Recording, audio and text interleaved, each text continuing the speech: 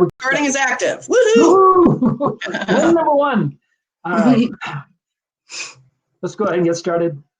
Welcome, everybody. I'm Toby Shifsky with Kaplan Real Estate Education, and this is Real Experts, where we get together and we do a very fast 1/2 hour, 30 minutes with an expert. And our expert today, backed by popular demand, is Amy. And Amy Hansen comes to us. Hi, Amy. Hi, Toby. Hi. And Amy was here last month. And for some of you who weren't there last month, Amy is an industry expert. Amy is a vice president broker of Spara Inc., which is a residential real estate company in the state of Minnesota. Amy is a primary broker for Spara. She possesses a high level of executive experience in residential real estate and is personally closed over, I believe this number has gone up since last month, because I think you're up to $145 million in real estate transactions. And if everybody knows, the average home sale price where she's at, that's a lot of transactions for Amy. So it's a lot of years. It's a lot of years of work. They pile up. Her expertise includes overseeing agent activity, implementing policies and procedures, monitoring contracts, and enforcing compliance and agency and fair housing laws and requirements. Special focus includes contract negotiations, strategic marketing, and organizational development. She is a graduate of the Real Estate Institute, National Association of Realtors graduate. Amy is also very active as an instructor at Kaplan. So if you haven't taken a class of Amy's here at Kaplan, either live or on demand, you watch today, have fun today, and then know that you just get more of this in our classes. So, and you should know, when I take classes for my continuing education, Amy is a Toby's my student. Of mine. Yeah. Thank you, Toby. And if you don't know it, Amy used to be a rock star, a lead singer in a band, and then on the other end of the spectrum, she is and has been and consistently as a professional witness for real estate-related legal actions. And so, Amy, welcome to the program today. Thank you. Thank you. Hello, everybody. Hello. Very good. So today, we did this a month ago. We looked into the crystal ball and said, what does it really mean? What is going to happen, in right now? What's going on and what's happening in the near future? We had a ton of questions that we wanted to get to. And so, Amy, I'm going to go ahead and jump in. Okay. We've got about 27 minutes here to kind of pound out 5 really big things. And first and foremost, we have this question. The question is, what do we think, 2021 is going to be like? Regarding, the real estate marketplace. I know everybody's got their own personal stuff, but we're going to focus on real estate and all things real estate right here. What do you think 2021 is going to be like? What do you think is going to happen? Or do you think you'd like to know what our listeners think first? Well, I think that, didn't we talk about a poll question here? Because I'm curious what everybody else thinks. Because when you guys asked me that question, I had to think about it, and I kind of wavered between a few things before I started, looking into answering some of the other questions you sent me. So I'm curious what everybody has to say. Well, okay, so let's do this. How about this? We're going to turn it back to you, everybody who's here. I'm going to put up a poll question, and we're going to ask you, what do you think is going to happen? Now, the answers aren't real hard. They're not real technical. It's pretty straightforward. And it's going to be, what happened? Do you think it's going to be just like pre-COVID-19 market, like everything up to, COVID from 2-3 years ago? Do you think it's going to be just like during COVID from, let's say, March of 2020 to December of 2020? Or do you think it's going to be, really like no other time in history? What do you think is going to happen? So I'm going to go ahead. I'm going to start this poll question. And everybody, you're going to have a chance to answer one of these. Go ahead and answer on your screens. Grab an answer. Do you think 2021 is going to be like, we're going back to regular times from pre-COVID? Do you think it's going to be just like it has been for the last year? Or do you think it's like no other time in history? This is interesting to me. Yeah, look at this. It's rolling in. I know I flip-flopped all the way back and forth. So I know people are just kind of agonizing over it. There's no wrong answer. We're not going to put your name to this or anything. This is all anonymous. So go ahead and fire it up. I think we've, what do we have? We have 162 attendees. We've only got about 110 answers so far. Anybody else, if you're listening, now's the time. Come on and answer this poll question. What do you think it's going to be like? Look at that. I think we're all right. I'm going to go ahead and close this down in 5, 4, 3, 2, 1. All right. Here we go. So I am going to share the results. Can you all see that? Can you see that now? Anybody? Yes, I think you can. Yeah, I can see it. Look at that. So pre-COVID, we got about 12% of the answers are saying it's going to be like before. It's going to be just like, which was a good market. I mean, don't get me wrong, right? We had a decent sellers market going on across most of the country, and then look at this. We got 30% say we're just going to get more of the same. This isn't going away. This is what we're in for. And then look at this. We got, I don't know if they're doomsdayers or because I started there personally. I started, I think, at doomsdayer. And then there's also, you know, it actually could be better than what we've had, and it could be better than pre-19. And so, like no other time in history, 55% of the answers are coming in as like no other time in history. So we're going to delve into this a little bit, everybody. And what we're going to do is we're going to look at this and we're going to say, okay, is it going to be better? Is it going to be worse? What is really going to be different? And as we get closer and closer to the future, you know, we have much more clarity. And so, and Amy, you're going to help us get there, right? So my answer to that question, Toby, was with the majority. I when you asked me that question, I thought it's going to be like no other time in history. You know, because we have never been through something like this before, and you know, they say it takes 120 days to, you know, make a habit or undo a habit or whatever, and we've been living in, you know, kind of a different world here for a lot more than 120 days. So I don't think we have an option but to have it be like no other time before, you know. Interesting, right? So you know, people will do things. They'll change their behavior in the short term in order to get through a crisis. But like you said, what is the time period that it takes in order to actually create new habits? What does it take to actually resolve new interests and a new kind of pattern to your life? I'm with you. I think we've been through enough time where people are actually laying down, you know, the foundations of who and what their lifestyle, who they're going to be and what their lifestyle is going to be going forward. And how they're going to live and everything else, right? How they're going to live. And are you seeing that? Are you starting to see that in the questions that people are asking you about not only their existing home, but their next home and their real estate, you know, transactions and deals and how they're looking at things? Are you seeing that already? Well, I am. I'm seeing a kind of a shift in, you know, where people are living. I'm seeing a shift in what they want in a house. I'm also seeing this from kind of an industry, you know, side of things, is that, you know, when there's uncertainty, which there is, because we're asking what's 2021 going to be like, and we're all taking a stab at it and saying, oh, I think it's going to be different than no other time.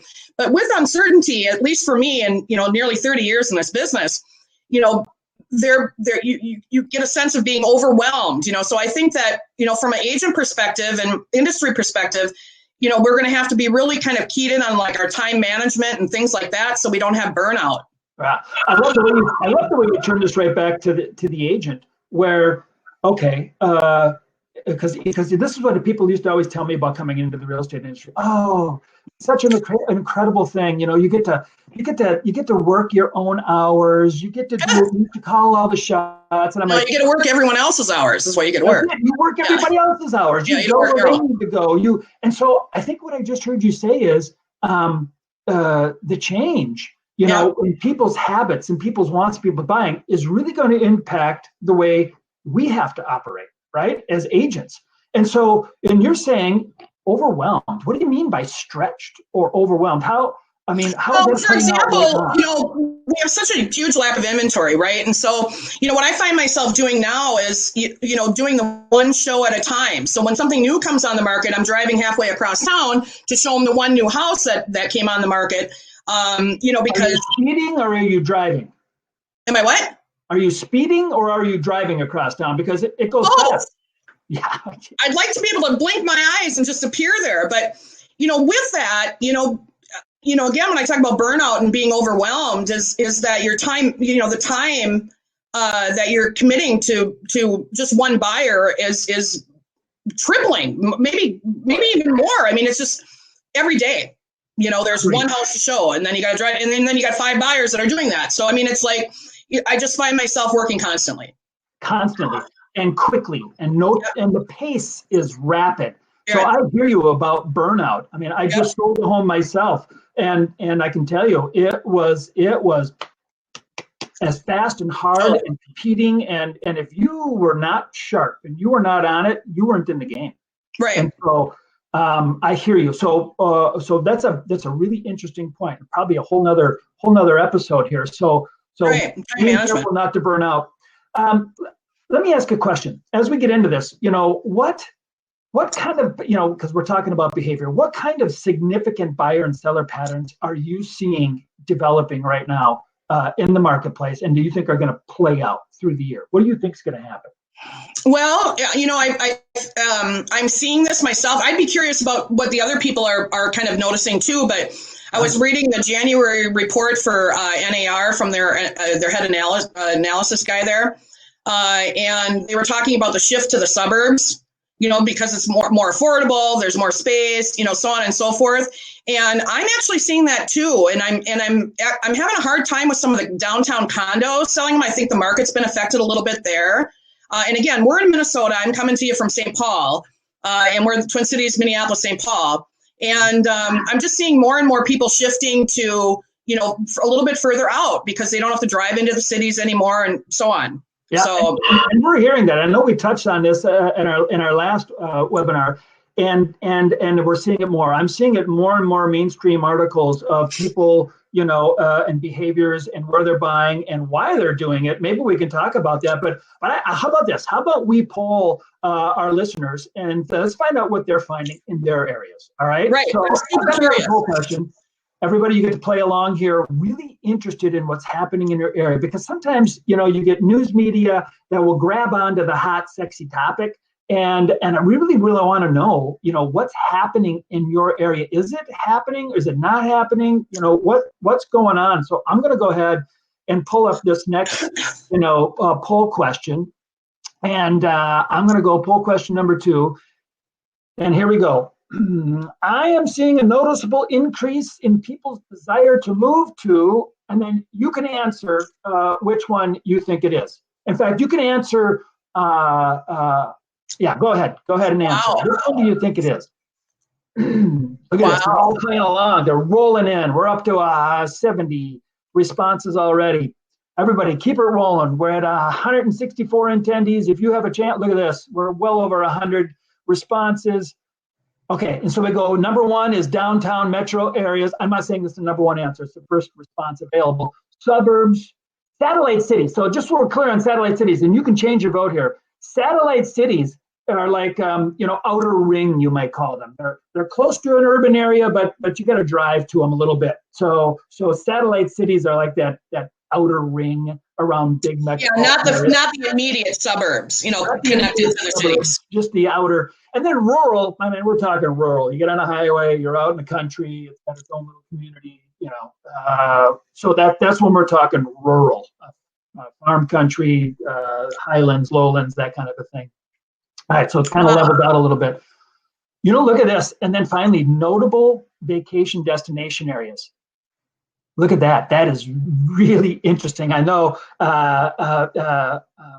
Amy and I do a little bit of prep before the show, and I can tell you this is a very interesting piece to the business right now. Okay, so I'm going to go ahead and end the poll, and I'm going to give you guys all the results. All right, here we go, and I'm going to share the results. Take a look at this. Gee, almost everybody responded to this poll. Fantastic, everybody. Downtown metro areas, clearly the big loser. And Amy, I know you and I talked about this last time. We had several people that said, hey, I'm seeing an uptick in metro. And there are a couple of people that say they're seeing an uptick in metro. And I think what the interesting thing is going to be is, right now it's only 2.85% say that, but right. So where all these things go, right? Where might there be opportunity shortly as maybe values don't increase the same or actually values decrease? And when do investors start to move in? Suburbs, look at that, 38.57%. Interesting. I mean, you could kind of group the suburbs, satellite cities, rural small towns kind of all together. It's just, everything except for the downtown metro area. You know what's interesting, Toby, is that in the NAR January report, they stated that the home sales and vacation property areas, okay, like the notable destination areas within the state, like for us in Minnesota, it might be kind of the lakes areas up north, where people would normally have a cabin or they'd go for a vacation. But NAR in their reports that home sales and vacation properties and the areas of vacation properties is growing faster than in metro areas. Yeah. As far as an overall percentage. And based on this poll that you took and people that are in the business, you can see that's true. Yeah. Right? Yeah. People are moving out. It's playing out right here with our listeners. They are finding the same thing. Right. Which I thought was a very interesting kind of a twist. I mean, it makes sense, right? If I don't need to live near where I work, then why don't I live where I play and where I enjoy myself? But I think we have a problem with that, in that these smaller communities, we have to think about their infrastructure. We've got to think about them increasing row sizes, bringing in first response people, amenities, shopping, you name it. And with that, you're going to find that some of the people that currently live there may have assessments for maybe road repairs or road widening or street lights being put in or whatever it might be, increase in their property taxes as a result.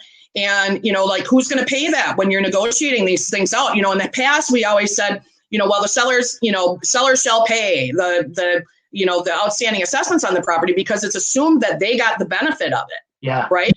Yeah. But in this case, we're kind of looking at it opposite in that, if they're moving, who's going to be paying those assessments that are outstanding? Is the seller really going to get the benefit of it, or is the new buyer going to get the benefit of it?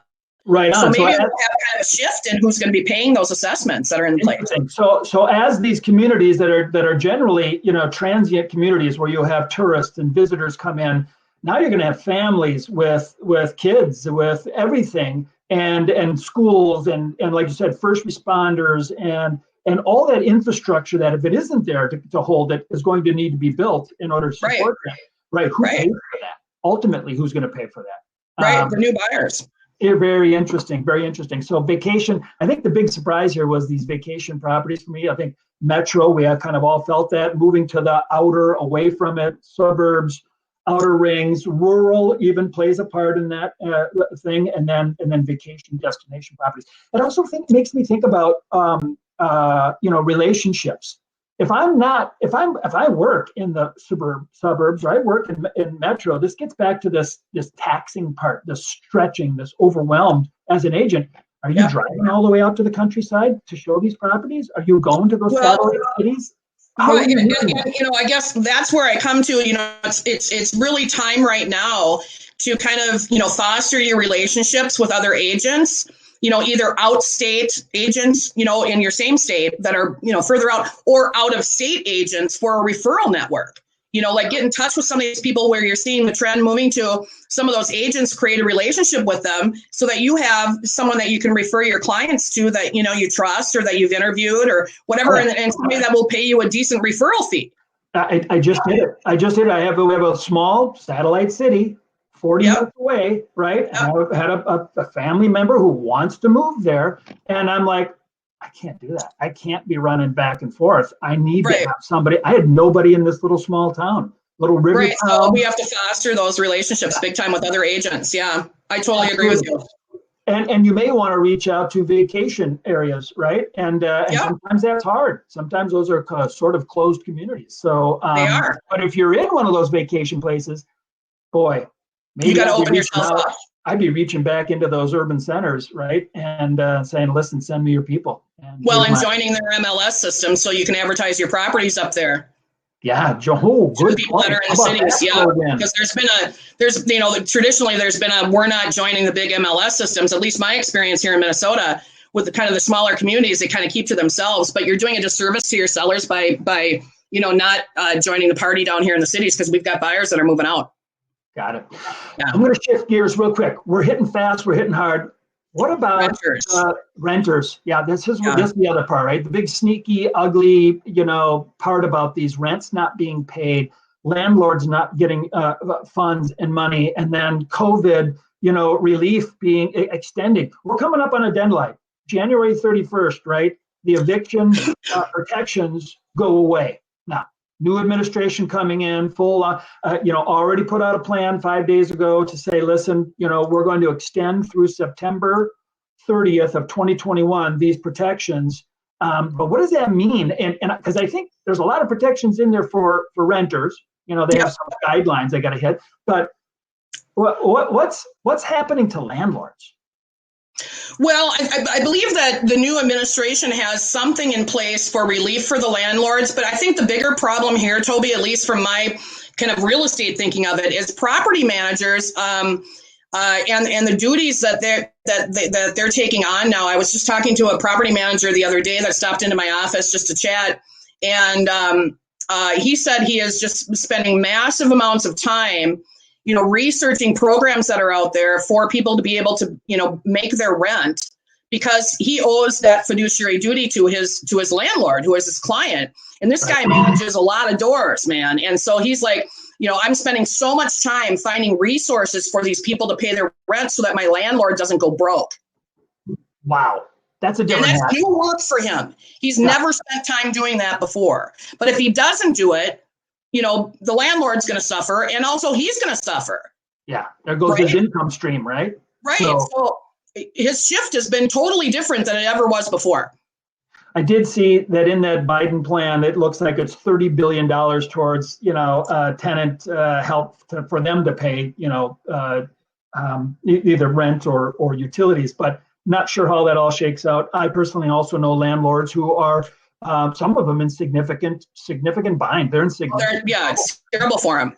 Absolutely terrible. But, I should mention, too, that in that proposal, somewhere in there, that Biden is proposing a $15,000 first-time homebuyer tax credit also. Did you know that? I did not know that. Okay, and I know that when we had our when the market crashed before, and we had, I believe it was an $8,000 or $7,000 first-time homebuyer tax credit. Yeah. It really put a pump to the market, and to have a $15,000 tax credit for these folks, which I'm assuming will be passed.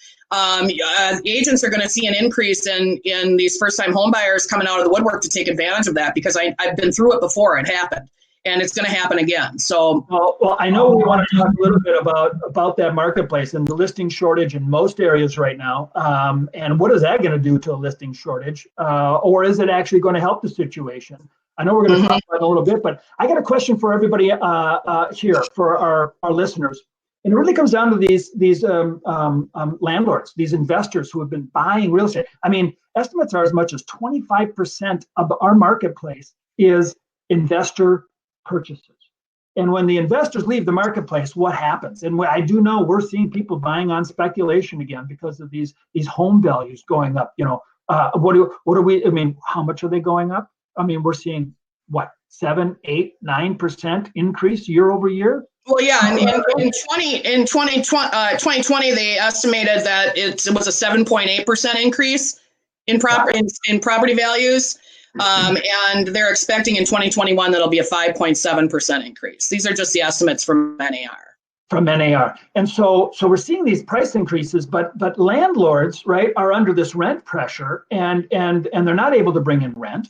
And so at least a lot of them aren't able to bring in rent. So I just had a question, maybe for our students, for all of our listeners.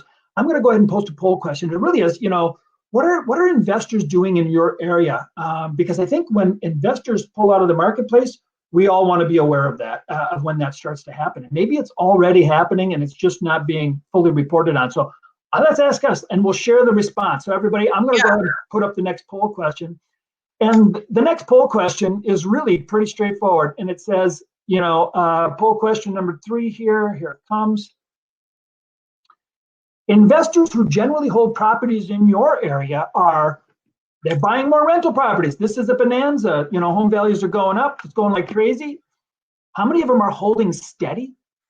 Or which ones are saying, I'm taking my profits and I'm selling now. I'm getting out. Go ahead and answer.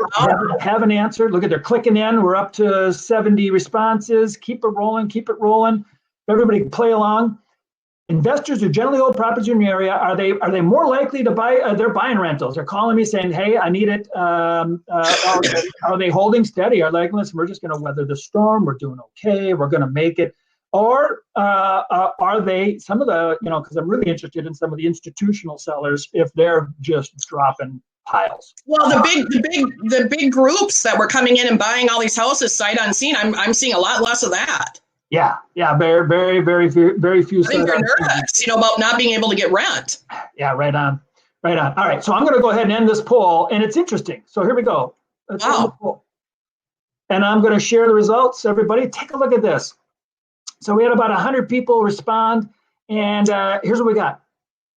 30% say buying more rental properties. So good. There's some optimists there about values and their ability to I'm surprised at that. Capture rents. They're holding steady. The largest group, 50% are holding steady. And then 20% are saying, I'm taking the money now. And they're taking the money now. Well, that's interesting. I feel like maybe the people that are selling their rental properties are probably smaller investors than the big groups. Could be. Where they're like, you know what, I'm out. I have, people, I can't evict anybody. They're not paying their rent. I'm just going to sell this, as soon as I can and get my money out. I'm not doing this anymore. Yeah. Look at this. Kelly Hickson saying owner-managed properties are looking to hire property managers to handle tenants not paying their rent. Yeah, there you go. Just like I said earlier. Yeah, big time. Solver, you probably got a job, collecting rents. There you go. Yeah. Well, that's exactly what Amy said earlier. Is that we have a land property management, companies and property managers becoming creative on how they're helping landlords. Yeah, their job is changing big time. Right? How to get money for the tenants. All right.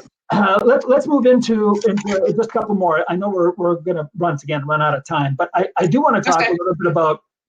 I do want to talk about some of the internal factors. We've had a lot of questions about, what kind of these new habits people are forming, and these new kind of lifestyle. What are we seeing when it comes to actual buildings and construction? The internal factors inside of a home or a condominium or an apartment building. What are we seeing that are driving some of the changes in people's buying habits right now? Well, I got a couple things that I've noticed across the board when it comes to like communal living, like the apartments and condos and things like that, Toby. Yes. That they had all these glorious gathering spaces that they made, where like they have these big lobbies or big rooftop area, whatever it might be, but mostly the stuff that's inside, the communal kitchens and stuff like that.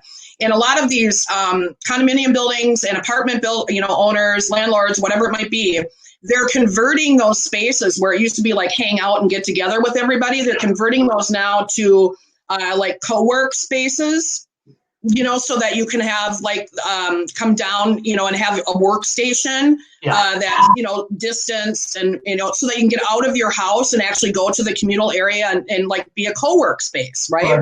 Right on. There's a trend in people talking about the ventilation systems in these buildings. Like, are we sharing ventilation with the unit next to us? Do we have separate ventilation? Have you increased your ventilation? Like, that's becoming kind of an ongoing question. And so we're going to want to know those answers for people. And also the money that they're putting in to increase the ventilation systems is association dues might go up because of these changes that people have to make, or rent may go up because of it. The other big thing that is kind of on trend for this communal living stuff is touch-free kind of sensors, so that you can have more fob systems and the door automatically opens, for example. No passive terms, just voice activated, fob activated, all of that. Yep, so that you don't have to touch all kinds of surfaces, which of course costs more money, So, those are kind of the bigger things that I'm seeing. Also, these elaborate outdoor spaces that some of the apartments and condos have, we're seeing a need for having warming systems put outside, like heating systems in the outdoor spaces, heating bars or whatever. Parts of the year. Yeah, right on. Yep. Right on. And then in houses, let's talk about residential, single family homes. What are you seeing? What is really driving? I think you talked about it before. I think we talked about kind of home sales, home prices, and then, maybe we could touch on new construction or remodeling, but what are you seeing in homes? What are they looking for? So I came up with kind of a good list here of at least things I'm noticing and things that I noticed when I was researching some of the questions that you had posed for the webinar. Yeah. And one of the things that has increased big time is people wanting to put in outdoor patios and outdoor living spaces. And that was nationwide, depending, so even here in Minnesota where it gets cold, people are expanding their outdoor space and maybe using it longer throughout the year. And again, putting in heating elements and things like that for their outdoor living space. Another thing that is on trend is larger pantries or food storage, because now people are maybe going grocery shopping once a week where they used to go once a month where they used to go once a week, or they're buying in bulk. So the big pantry storage systems areas are kind of a big deal. One of the things I also thought was very interesting is layered kitchens. And so what people are doing now is, kind of like old school, like butler pantry kind of things, but they're having, a separate room where like the prep area and where you put all your dirty dishes and, you do your cleanup and stuff like that. And that's behind a door. Yeah, my house, that's always behind a door. Nobody sees that. Well, you're lucky because most people are like now, it's all thrown on their center island and everybody's having 3 meals a day at home. And, a lot of times the center island is where people are doing their homework or whatever. Oh, sure. Or the kids are doing their distance learning. So the trend is to have an area of prep space and then an area of kind of like show space in the kitchen. One of the interesting things I saw is I had a friend send me a thing. It's these, what are they, ADUs? What is that called? The auxiliary dwelling units. There's an increase in those too. And people are doing, and that's like a separate unit, like a little home office area that could be plopped down in your backyard, for example. Now there's all kinds of storage shed though, but like it could be like an office space or a little living area, right? And got it. And they're you can buy them on Amazon for like $8,000 to $10,000.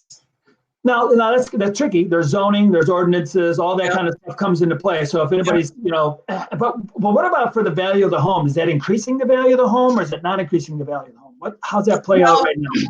Well, I can tell you this: that HUD's guidelines for appraisal. HUD, states that the ADUs cannot be counted in with the gross living area. That's how appraisers look at, space and square footage is called gross living area. GLA is what it goes by, and ADUs cannot be used in the GLA. But I will say this, that the more that there are GLA or ADUs out there, and the more that we have a price increase becoming, it all comes down to buyer need. So, I can't tell you that there won't be an increase in the price because of the amenity itself. But as far as the space is concerned, it cannot be considered in the GLA. Got it. Okay, so nice to have, not going to probably gain any value yet until it becomes commonly accepted practice, and then we'd look at some guideline changes for actually having it improve appraisal pricing. Okay. Totally. Yep. Awesome. Let's do this. I know we're almost out of time here, and I do have a couple more questions because what we're seeing is energy efficiency also. I'm seeing this across the board. People way more interested in energy efficiency for like this is like the kick that's going to move everything, ahead. Why is that? What's happening? Well, people are using more energy. So at least from what I've been reading, and again, I look at all kinds of different sources when I'm either writing the classes or preparing this stuff for you. But I mean, it comes down to, people saying, now's the time to increase the insulation in our home because we're using more heat than we ever have because we're here.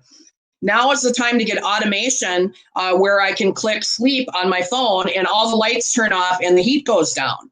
Now is the time to get programmable thermostats so that because everyone has so much to remember, and so much that they're doing at the house now that I think this automation and having these energy updates is going to save them money over time. And they're $50 here, $25 there, you name it. Next thing you know, they got an extra $1,200 a year in their pocket.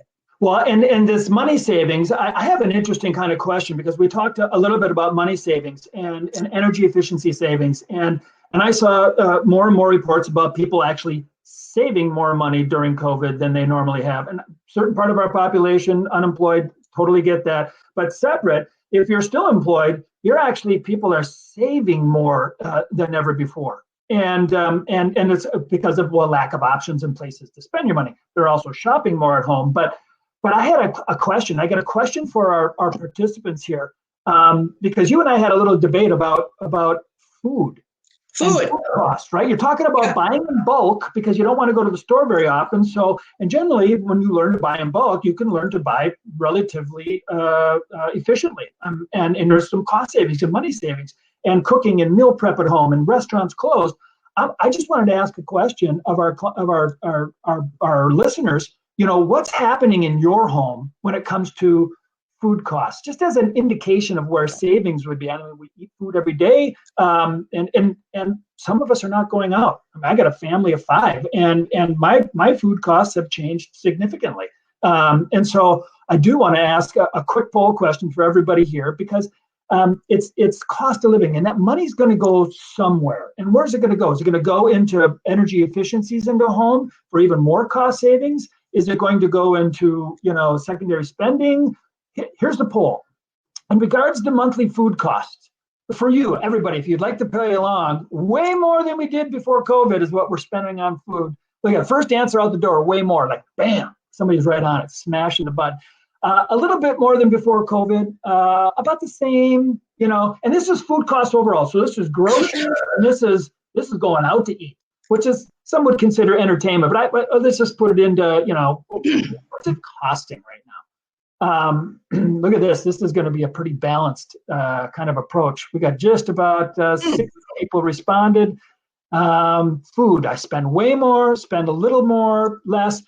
Because here's what else we're finding is that more and more meals are being prepared at home. That when you talked about the kitchen and the pantry, it tends to be a lot of the questions are being centered around the kitchen and around food prep and around that whole thing.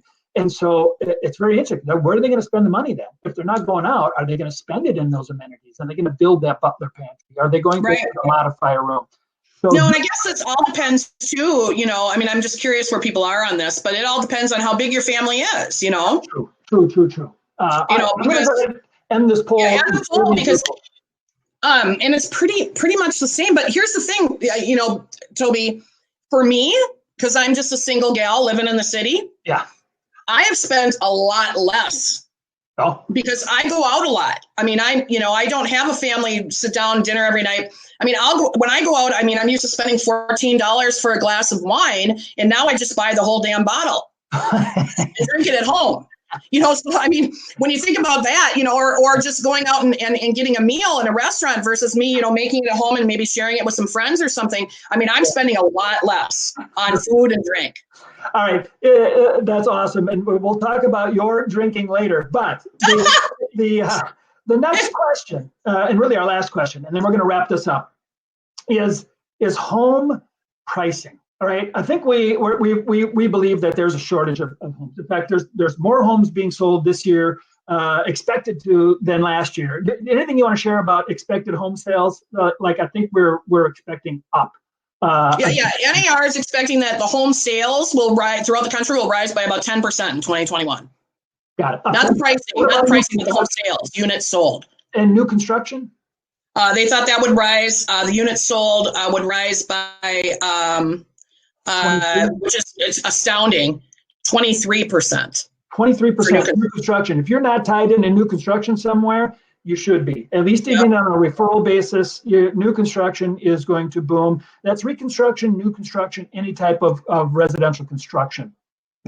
Should be booming. And I know that with that first-time home buyer money coming out, right, that upwards of $15,000, that's incredible. I did not see that in there. But if that's it hasn't passed yet, but assume it will. If that gets passed, bonanza time. So and so the last thing I'm going to leave you with: home prices go up or home prices go down again in 2021. We know they went up 8%, something like that, 7 to 8%, depending on where you were. What do you think is going to happen again in 2021? What do I think? Yeah, you. Oh, totally. I know they're going to go up. Okay. Mark my words. I put my money on it. Yeah, I'm investing now. Amy, you have been awesome. Thank you again for your time. Everybody, thank you for playing along today. This has been Real Experts. And once again, enjoy your day, and we'll see you again soon.